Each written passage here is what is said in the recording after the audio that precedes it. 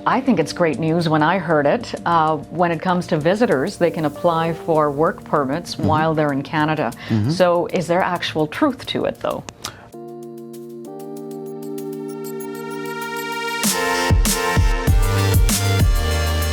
Hey everyone, welcome to DARPin Dialogue. There are some changes with the COVID-19 unprecedented global pandemic when it comes to the immigration sector, and there are some changes particularly for those who are here as visitors when it comes to refugees and the very popular Express Entry program. And to kind of give us the details on what exactly the changes are, we're joined in studio by Rakesh Sharma. He's an immigration consultant with Alliance Immigration in Surrey. Hi Rakesh, how are you? Hi, I'm good. How are you, Ish? Thank you very much for having me here. Yes, thank you for taking the time with us. So I think it's great news when I heard it. When it comes to visitors, they can apply for work permits while they're in Canada. So is there actual truth to it, though? Yes, yesterday on August the 24th, the Minister of Immigration announced that visitors now, definitely they previously also had they could accept a job offer from a Canadian employer, and the only thing that has changed now, that anybody having a visitor status on the date of the announcement, that is August 24th, 2020, they don't have to now exit and re-enter the country in order to get a work permit. But what is the, what people are now, general people are interpreting about this as every visitor can get a work permit, which is not the case. They have to have a job offer, a validated job offer from a Canadian employer, or they have to be LMIA exempt. So they don't need to leave the country and re-enter the country in order to get a work permit.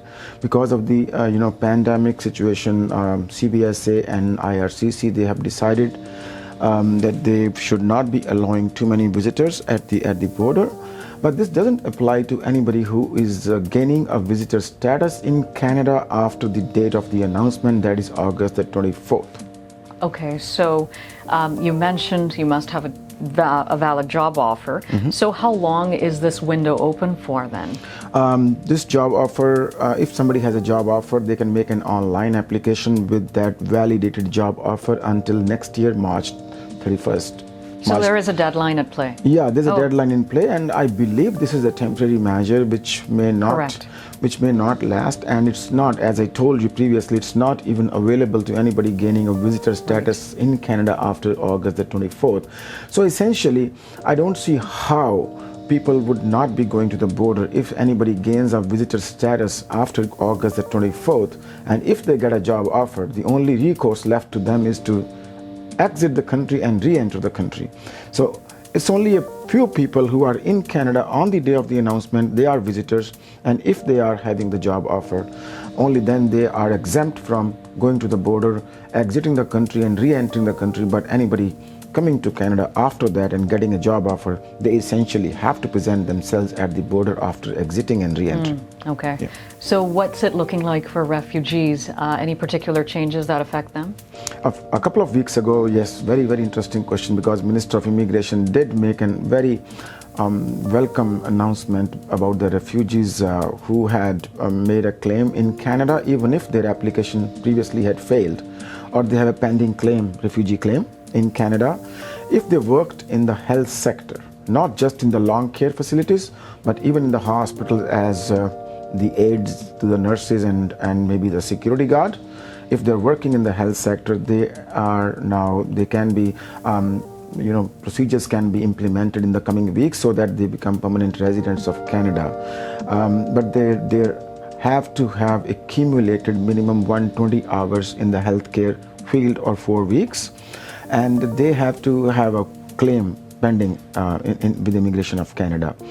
Anybody who is not working in the health sector, despite having a refugee claim pending with the Government of Canada, may not be eligible, and only 1,000, it's estimated that only 1,000 people could be falling under this category, and they can benefit out of this. So again, a threshold again. There's a threshold, because it cannot be a blanket approval for anyone or everyone. This privilege has been extended to only people who are working in the health sector because of their contribution to the patient care in the pandemic times. Right. Yeah. Again, any sort of a window that we're looking at that they need to apply by, or the pending applications need to be looked at by? The time period of the experience must be accumulated between the start date of January 25th, 2020 and the date of the announcement, which is only a few weeks ago. Okay. Yeah. So just within a few months of this year. Yes. Okay.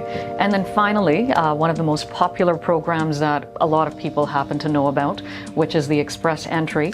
Any changes to the point system there? Express Entry, it was very, for the last 4 or 5 months, it was very interesting to see the Express Entry points drop to an unimaginable level for Canadian Experience class holders. It went down to 431 before they climbed to 445 and then 454 in the last draw. So lots of fluctuations. Lots of fluctuation, but I believe this is primarily due to Service Canada having approved a lot many job offers, which adds 50 points to the Express Entry score.